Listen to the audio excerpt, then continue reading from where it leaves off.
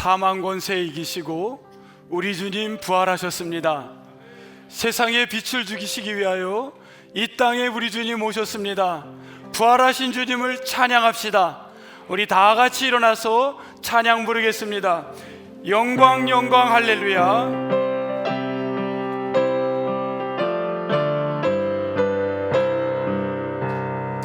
영광 영광 할렐루야. 영광 영광 할렐루야. 영광 영광 할렐루야. 곧 승리하리라. 한 번 더 할게요. 영광 영광 할렐루야. 영광 영광 할렐루야. 영광 영광 할렐루야. 곧 승리하리라.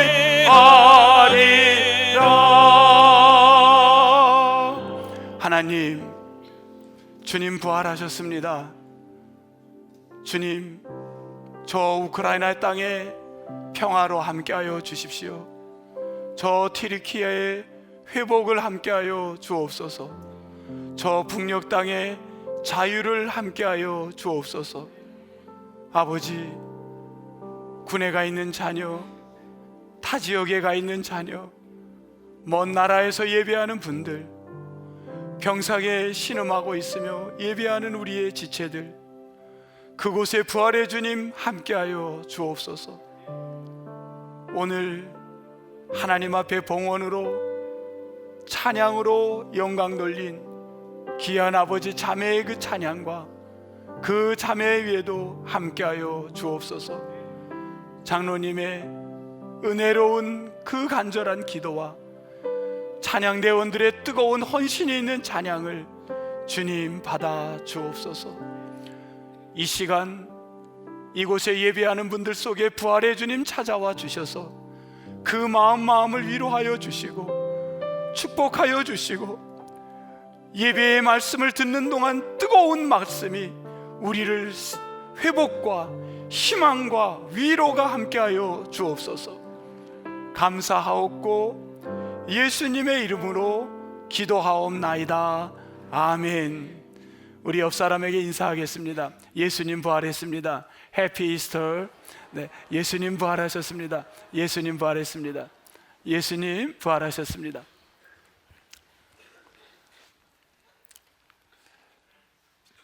소식을 좀 전한다면, 어제 대청소를 교회에서 했는데 너무 많이들 나오셨어요. 청년들이 많이 동참해 줬고요. 우리 남성분들이 특히도 우리 여성분들은 늘 많이 오시지만 우리 남성분들도 어제는 참 많이들 오셨습니다. 교회가 반짝반짝하게 청소가 되었습니다. 협조해 주신 분들, 또 특히 늘 맛있지만 어제 동태국은 한없이 맛있었습니다. 또 매번 청소 때마다 우리 또 이렇게 서울 떡집 우리 집사님 가정에서 항상 이렇게 또 제공해 주셔서 어제도 정말 감사를 드립니다. 하나님께서 기뻐 받으셨을 줄 믿습니다. 우리 수고한 모든 분들께 박수 한번 보내겠습니다. 또 여러분, 오늘 달걀을 몇 개 가져가라 그랬나요? 2개를 가져가라는 건 왜 그랬냐면, 하나는 누구 먹으라고? 나 먹고, 여러분 꼭 드세요. 그리고 하나는 누구 주냐면, 네? 아유, 장로님 어찌면 그렇게 잘하세요. 이웃에게 줘서 전도하시기 바랍니다. 여러분, 이번 이 부활절 달걀에는 스티커나 이런 끈 이런 걸 다 하나도 안 붙였어요. 그냥 달걀 자체로만 했습니다. 왜냐하면 그것 자체가 오염이 되고 큰 의미가 없다고 봐서 그냥 멋 이런 건 다 빼고 달걀만 이렇게 삶았습니다. 그런데 이 달걀이 묘한 게요, 집에서 여러분이 삶아 먹는 거와 여기서 삶은 게 틀리다는 사실입니다. 한번 재보세요. 뭐가 틀리나? 성도분들이 기도하며 삶아서 갖고 온 거라는 겁니다. 그래서 이 달걀은 축복이 있을 줄 소망합니다. 여러분 기쁘게 꼭 받아가시기 바랍니다. 제가 이제 말씀을 전하면서 여러분에게 한번 여쭤보겠습니다.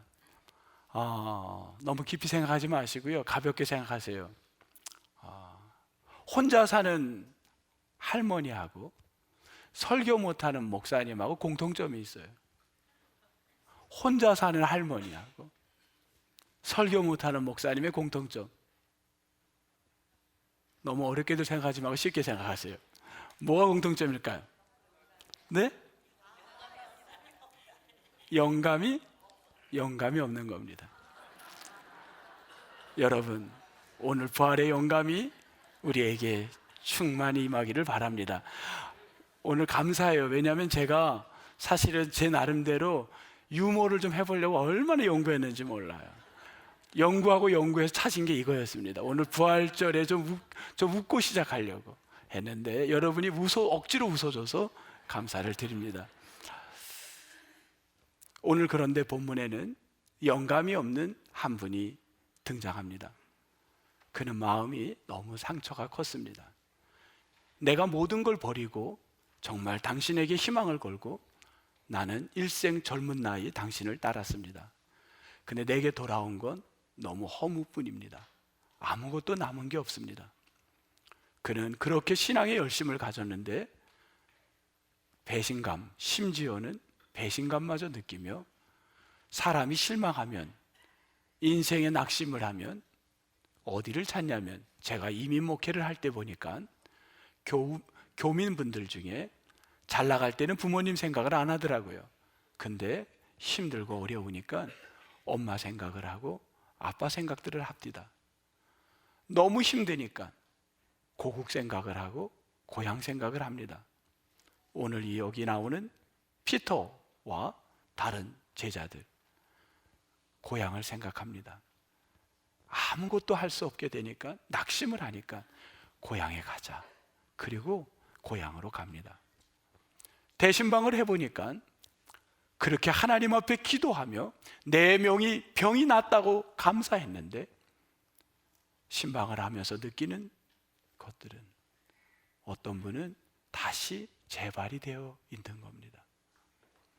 누가 재발이 되고 싶었겠습니까? 그런 분을 볼 때 얼마나 마음이 아프고 목회자로서 고개가 숙여지고 너무너무 마음이 무겁습니다.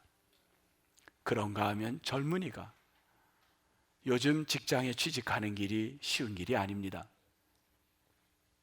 3차에 걸쳐 시험을 보는데 너무 기쁜 소식을 줬습니다. 목사님, 1차에 했습니다. 이것도 얘기했다 안 되면 어떡하지? 2차에도 합격했습니다. 이제 마지막 하나를 남겨뒀습니다.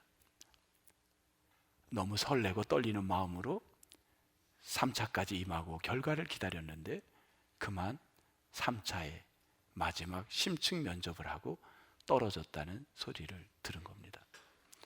내가 이번 합격이 되면 우리 엄마도 어깨를 펴고 교회 갈 텐데, 내가 이번에 합격이 됐으면 나도 교회 가서 앞에서 찬양을 하면서 간증할 수 있었는데, 우리의 생각대로 인생이 되지를 않습니다. 낙심되어 있는 분들을 볼 때마다 얼마나 마음이 아프고 뭐라 위로할 수가 없고, 참 목회의 마음 상함을 너무너무 절실하게 느낍니다. 그런데 어디서인지 웬 사람이 나타났습니다. 그리고 그 사람이 이야기합니다. 얘들아, 한참 밤이 새도록 아무것도 못 잡고, 성경에 보니까 한 마리도 고기를 못 잡고 밤새도록 수고를 했는데 새벽녘 이제 집으로 가야 하는 그 시점, 여러분, 이게 그물입니다. 이 그물은 우리 윤창훈 장로님 댁에서 빌려왔습니다. 이 그물이 너무 무거워요. 여쭤봤어요. 이렇게 무거운 걸 던지나요? 목사님, 이거는 가장 가벼운 그물입니다. 이렇게 얘기를 하세요. 저는 이거를 여러분 앞에서 한번 던져보고 싶은데 너무 무거워서 던지기가 힘듭니다. 그런데 밤새도록 이 그물을 던진 겁니다. 근데 한 마리도 못 잡은 겁니다. 얼마나 상심이 됐겠습니까? 그렇게 내가 소망을 갖고 고향에 가서 그래도 오늘 이걸 잡아야 식구들하고 그래도 아침이라도 할 텐데 한 마리도 못 잡고 지쳐서 새벽녘에 배 안에 있는데 웬 낯선 사람이 얘들아, 얘들아. 얘들아라는 말은 헬라어로 파이디아라는 말입니다. 쉽게 말하면 어떤 말이냐면 할아버지가 손자를 보고 손녀를 보고 너무 예뻐가지고 너무 예쁘고 너무 귀여워서 할아버지가 손자에게 말합니다. 파이디아. 뭐라고 말해나요? 할아버지들이 손자에게 뭐라고 하죠? 이놈아, 뭐 그럽니까? 여러분 뭐라 그러나? 할아버지의 입장에서 한번 얘기해 보세요. 이 새끼? 네? 내 새끼, 내 강아지. 거참 집안 이상하네요. 네. 할아버지가 내 새끼, 내 강아지, 그러면 우리는 마음에 뭉클한 게 옵니다. 남이 이 강아지야 이러면은 이상할 거예요. 근데 할아버지가 그러면 마음에 그 따스한 게 오는 게 있는 겁니다. 마치 그런 심정으로 말하는 게 파이디아입니다. 내 강아지들아, 내 새끼들아, 너네 고기를 한 마리도 못 잡았니? 배 오른쪽에다가 그물을 한번 던져보렴. 한 마리도 못 잡은 자들에게 오른편에 그물을 던지랍니다. 그래서 그물을 그냥 무심코 던졌는데 성경의 11절에 보니까 153마리를 잡았답니다. 이거는 고기를 하나, 둘 카운트를 하진 않았을 겁니다. 153이라는 건 잔뜩 잡았다는 의미로 쓴 것 같습니다. 잔뜩 잡았어요. 여러분 오늘 말씀을 듣고 이번 주에 계약을 하는데, 아파트를 계약하는데, 어떤 일 하는데, 오른쪽 집을 사야 되나 왼쪽 집을 사야 되는데 오른쪽을 사야 되겠구나. 오른쪽이야. 오늘의 키는 오른쪽. 할렐루야. 오른쪽에 역사가 있을 줄 믿습니다. 그거는 아무 관계가 없는 거예요. 그냥 말씀에 순종한 거예요. 오른쪽이든 왼쪽이든 순종한 겁니다. 근데 잔뜩 잡은 거예요. 그 순간 그렇게 낙심되어 있던 사랑하는 제자 7절입니다. 예수님이 사랑하는 제자, 이 말은요 항상 요한은 자기를 나타낼 때 요한은이라고 하지 않았습니다. 꼭 뭐라 그랬냐면 자기 이름을 쓰지 않고 예수님이 사랑하는 자, 자기 요한인 겁니다. 예수님이 사랑하는 자 요한이 뭐라 그랬냐면 피터에게, 베드로에게 뭐라 그랬죠? 주님 아니야? 이상해 느낌이. 혹시 주님 아니야? 그렇게 얘기를 했습니다. 그 말을 듣자마자 피터는 예수님이라는 말을 듣자마자 어떻게 하나요? 갑자기 고기를 잡느라고 밤새도록 옷을 벗고 있던 사람이 뭐를 하나요? 옷을 다시 입고 어디로? 바다로 뛰어 들어갑니다. 바다에서부터 육지까지 거리는 얼마나 됐냐면 뭐라 그랬죠? 여기 성경에는 50칸. 50칸이라는 말은 정확히 200규빗을 말합니다.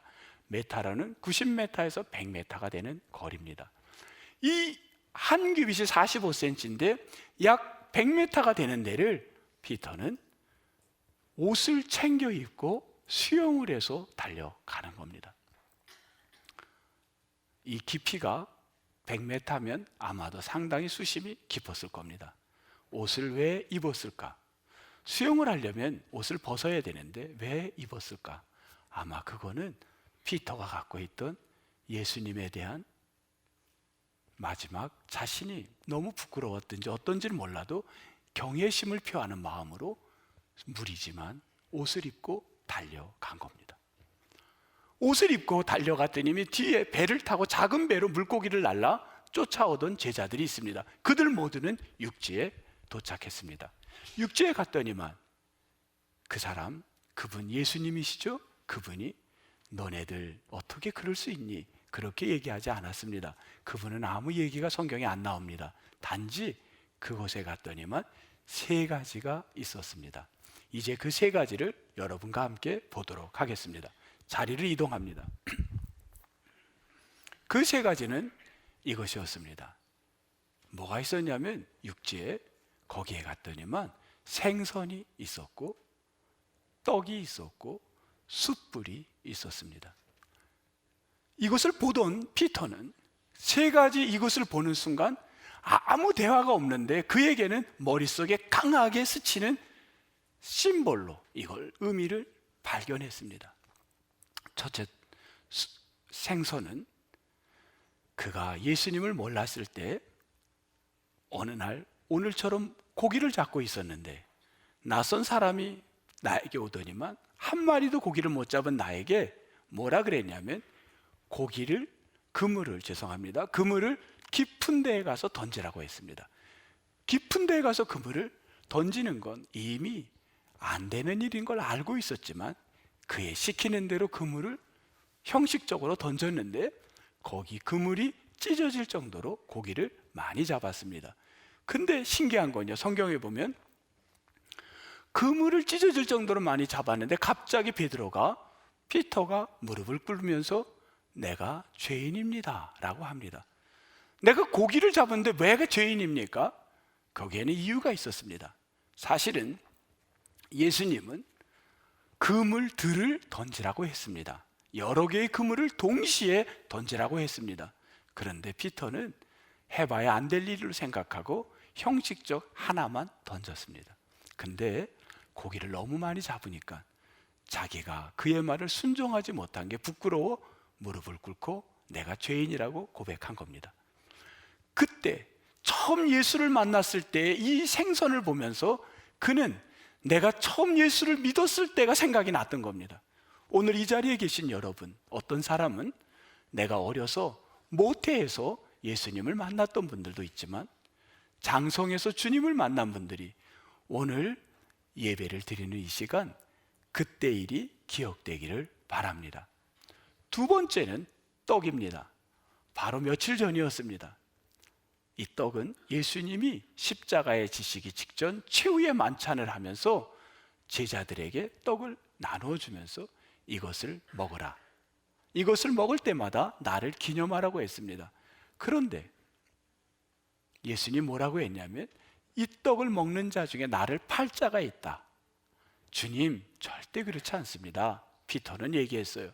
절대 우리는 당신을 부인하지 않을 겁니다. 그런데 그렇게 말을 하고 그는 어떻게 했나요? 그 열정과 헌신을 주는 그리스도시요 살아계신 하나님의 아들이라고 고백을 했지만 그의 열정은 그만 무너지기 시작하죠. 세 번째, 숯불이라는 단어는 이 숯불이라는 단어가 요한복음 18장 18절에 있는 숯불하고 동일한 숯불로 쓰여 있습니다. 이 숯불은 어떤 숯불이냐면 베드로가 예수님을 몰래 십자가에 끌려가는 걸 따라가 봅니다. 그런데 거기에 숯불이 펴 있고 사람들이 옹기종기 있는데 군인들이 있어 무서워서 그는 숯불에 가서 불을 쬐고 있었습니다. 그리고 눈치를 보고 있는데 그 숯불을 쬐던 한 계집종 아이가 이야기를 합니다. 저 사람도 예수와 같이 있었던 사람이 맞습니다. 그러자 피터가 뭐라 그러냐면 무슨 소리냐? 나는 절대 그 사람과 같이 있지 않았다고 3번이나 강하게 부인을 합니다. 자기가 주님을 배반했던 그 생각이 숯불을 보면서 아마 기억이 났을 겁니다. 오늘 베드로에게서 세 가지는 예수님은 한마디도 하지 않았지만 그는 자기가 처음 만났던 예수 그리스도, 뜨겁게 헌신을 고백했던 예수 그리스도, 그런데 그분을 부인했던 자기를 그 세 가지 예수님이 준비한 조반 음식에서 그는 너무 부끄러움을 느끼게 된 겁니다.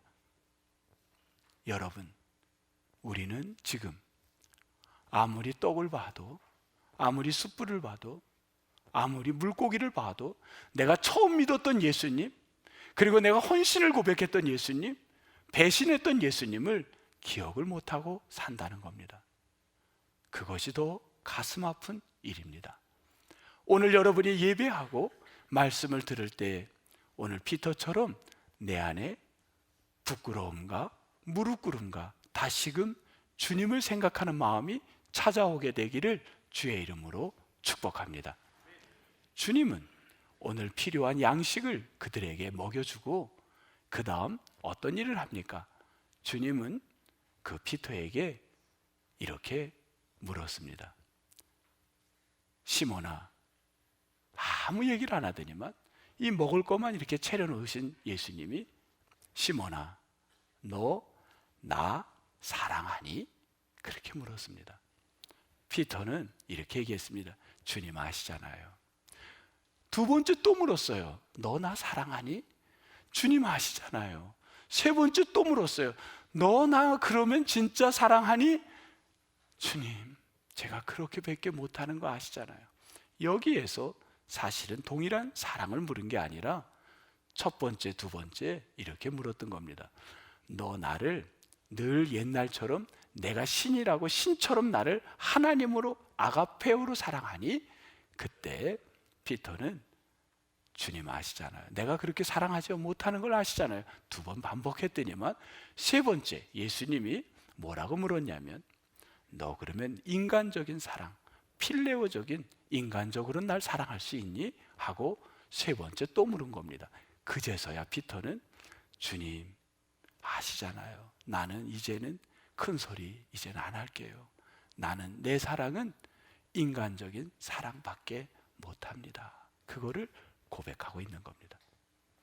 여러분, 오늘 부활하신 주님은 가장 인간이 낙심되어 있는 그 자리에 찾아와서 그에게 두 가지를 주셨습니다. 하나는 하루에 필요한 양식, 또 하나는 우리에게 사명 주셨는 줄 믿습니다.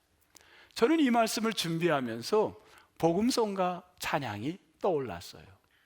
여러분도 잘 아실 거예요. 어떤 찬양인가요? 아마 음이 들으면 아시겠죠? 우리 같이 한번 불러볼까요?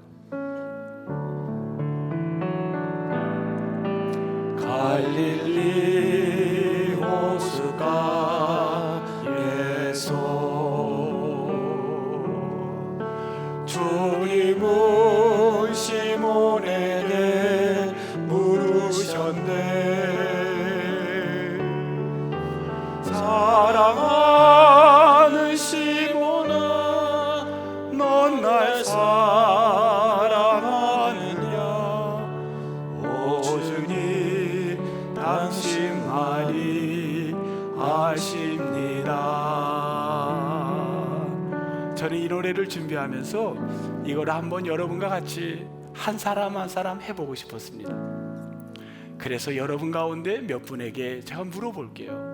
그때 여러분은 오 주님 당신만이 아십니다 고백하시기 바랍니다. 그런데 노래의 멜로디 리듬을 타기 위해서 존칭을 생략할게요. 왜냐하면 이름은 이름 그대로 불러주는 게 좋습니다. 갈릴리 호수가 우리 홍은정 자매님에게 한번 주님이 묻겠습니다. 제가 주님의 역할로 묻습니다. 주님은 은정에게 물으셨네.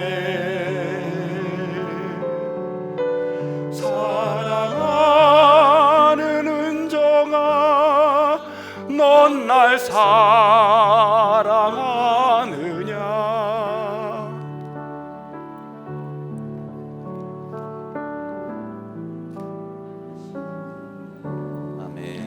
저는 저 오르간 반주라는데 손이 아프신 우리 윤일령 집사님인데 이름을 바꿨답니다. 우리 규빗으로 바뀌었답니다. 규빗에게 묻겠습니다. 주님은 규빗에게 물으셨네.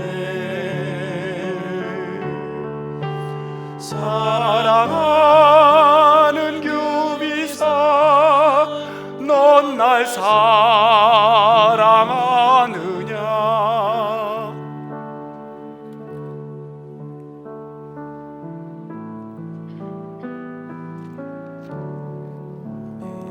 저는 저 뒤에 연세가 드신 이정옥 권사님에게 한번 물어보고 싶습니다.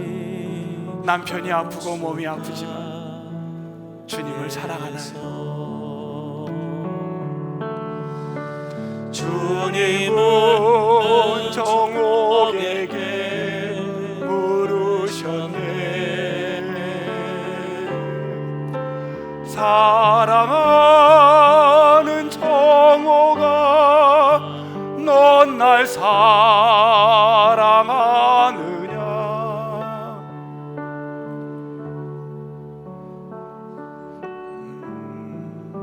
아십니다. 저 중층에 아들의 다리가 아파 기도하는 최경화 집사님에게 묻습니다. 호숫가에서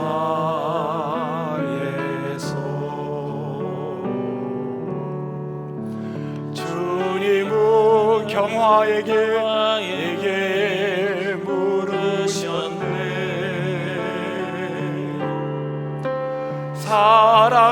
사랑하는 경화야, 넌 날 사랑하느냐?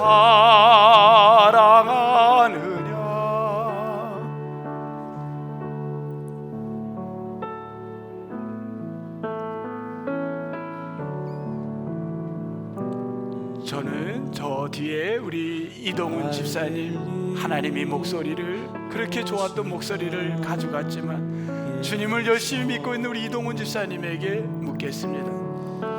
주님은 동훈에게 물으셨네. 사랑하는 동훈아, 넌 날 사랑하느냐?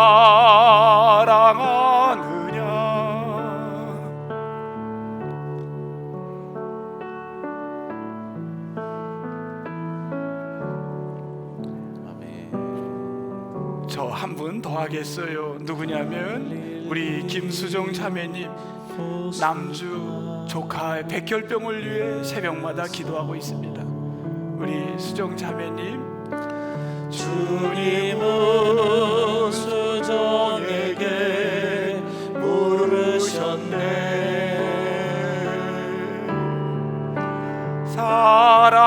사랑하는 수정아, 넌 날 사랑하느냐?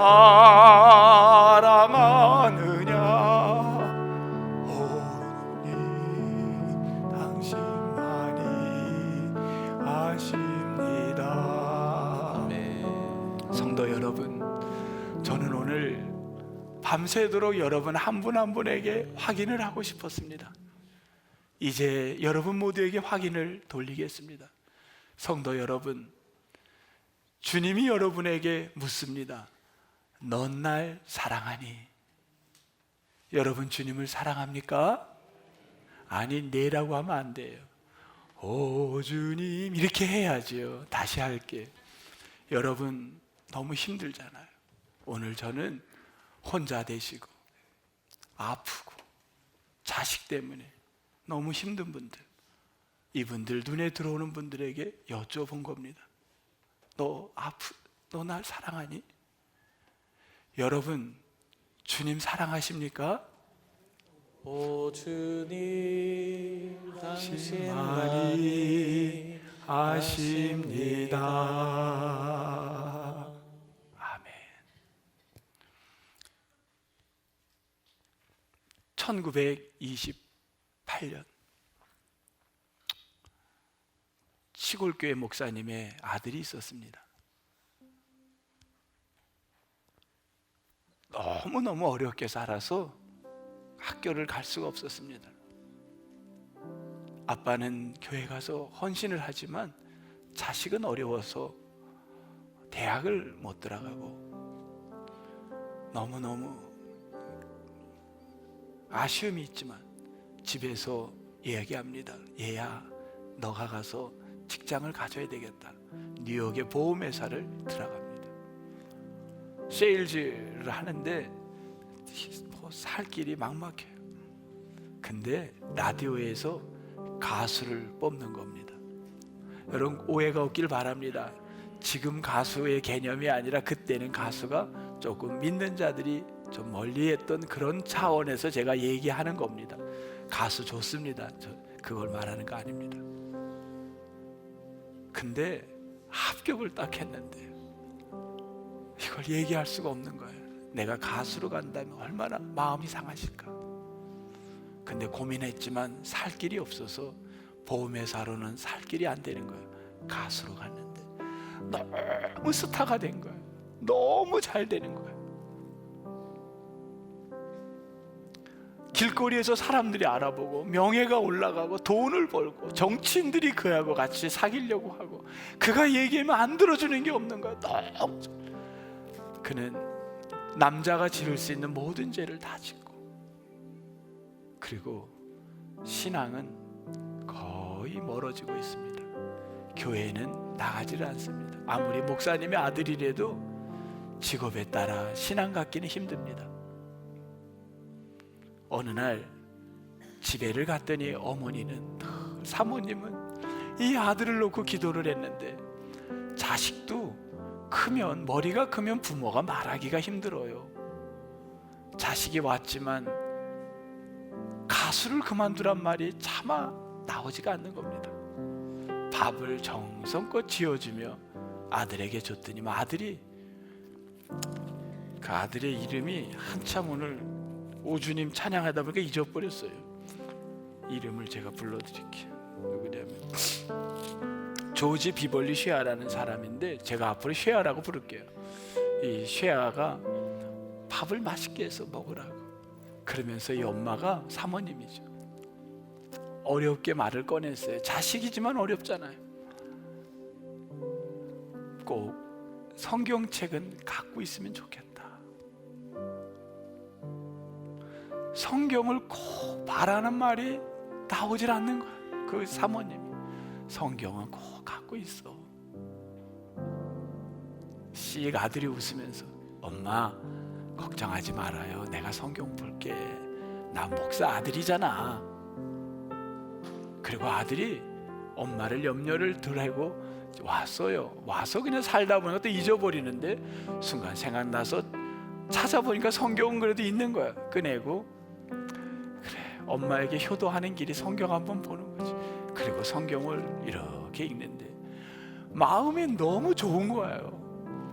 정말 수십 년 만에 성경책을 핀 거예요. 근데 너무 기쁜 거예요. 아빠가 그 시골에서 목회하던 모습이 떠오르고, 그리고 새벽에 가서 자기가 그냥 자고 있던 자기의 모습도 기억이 나고, 어렸을 때의 너무 모습이 기분이 좋았어요. 그런데 그게 잠시였어요. 순간 그에게 찾아오는 게 뭐냐면 fear였어요. fear, 두려움이었어요. 너무 두려움이 오는 거예요. 내가 지금 이렇게 살아도 되나? 내가 지금 왜 이러지? 견딜 수 없는 두려움이 오는데 어떻게 몸을 움직일 수가 없는 거야. 너무 무섭고 두려움이 오는 거야. 여러분, 그 시간에 어머니가 기도하고 있는 줄 믿습니다. 이 사모님이 기도하고 있었습니다. 이 아들이 견딜 수가 없는 거예요. 너무 마음이 두려운 거예요. 그러고 있는데 떠오르는 시가 하나 있었습니다. 엄마가 어렸을 때 밀러라는 여사의 시를 늘 읽어줬는데, 그 시가, 어렸을 때 들은 시가 자꾸 기억이 나는 거예요. 그래서 그 시를 자기가 나도 모르게 탁 해다가 그냥 무릎을 탁 꿇었어요. 그리고 엉엉 우는 겁니다. 자기 신세를 생각했는지 어떤지 몰라도 그냥 울음이 터져 나온 거예요. 그 젊은이가 펑펑 대고 울기 시작을 합니다. 그러다가 막 울다가 책상에 앉아서 한 번도 해보지 않은 일인데 엄마의 시를 거기에 음을 집어넣기 시작을 했습니다. 그 음이 만들어졌는데 그게 작곡을 한 거죠. 오늘날로 말하면 작곡을 처음 해본 거예요. 그 작곡이 뭐냐면 94장입니다. 94장. 여러분 한번 보세요. 94장. 우리 1절만 한번 같이 해볼게요. 94장. 주 예수보다 더 귀한 것은 없네.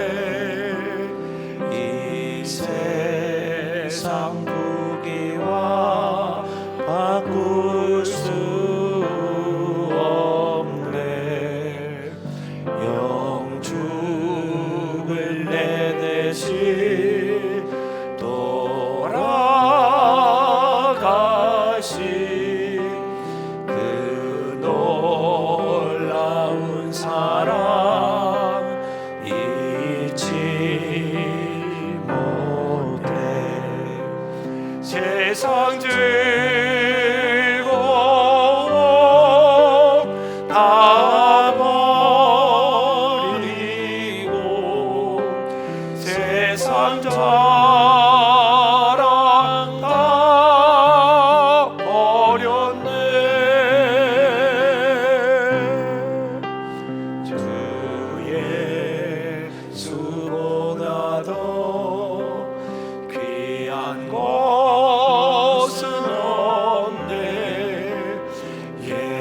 예수 밖에는 없네.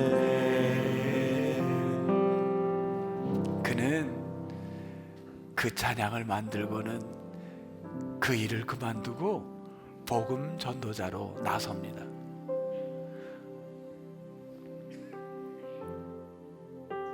가는 곳마다 큰 은혜가 일어나는 거예요. 특히 빌리그레암 목사님이 가는 데마다 이분이 꼭 쉐어가 같이 가서 찬양을 합니다.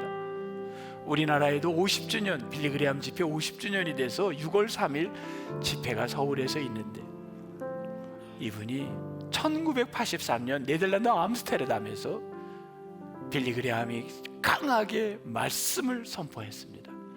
그리고 났는데 그 후에 쉐어가 강단 위에 올라와서 노래를 부르기 시작합니다. 이제는 세상의 노래를 부르는 자가 아니라 하나님을 찬양했습니다. 그런데 사람들이 이거 어디서 듣던 노래 아니야? 이거 듣던 거 아니야? 이 바리톤의 그 남성의 소리가 쫙 나가는데요, 그 소리에 사람들이 은혜를 받습니다. 그리고 그가 끝났을 때 모두가 일어나서 하나님을 성호를 찬양하며 박수를 화답을 했습니다. 그때 이 쉐고가 마이크를 잡습니다. 여러분, 저를 이렇게 환대해줘서 오늘 너무 고맙습니다. 그러나 저는 여러분의 환대와는 비교할 수 없는 그분이 계십니다. 그분은 예수 그리스도입니다. 여러분, 신방을 가보니까 하나님하고 멀어지는 게 얼마나 금세입니까? 어떤 분은 자식이 선교를 간다고, 그 잘 나가던 그 좋은 직업을 그만두고 나간다고 했을 때 그날부터 인간의 마음이 찾아올까 봐 성경을 쓰기 시작하는 겁니다. 두 번째 성경을 다 썼어요. 한 번을 다 쓰고 두 번째를 다 쓴 거예요. 제가 그 방해를 갔더니만 딸이 사위가 선교를 간다고 한 그날부터 인간의 마음이 자꾸만 찾아오잖아요. 부모 마음은 그 잘 나가는 자녀가 선교지에 가는 것, 그게 인간의 마음은 허락할 수가 없잖아요. 그 마음이 올 때마다 성경을 썼답니다. 제가 그 성경 말씀을 마지막 오늘 하나를 슬쩍 갖고 왔어요. 이제 끝나면 돌려드릴게요, 그분에게. 저는 너무 은혜를 받았어요. 말씀을 붙들고 살려고. 그렇지 않으면 우리는 인간의 마음은 왜 이렇게 간사한지 모릅니다. 그만 인간적 마음으로 쓰러집니다.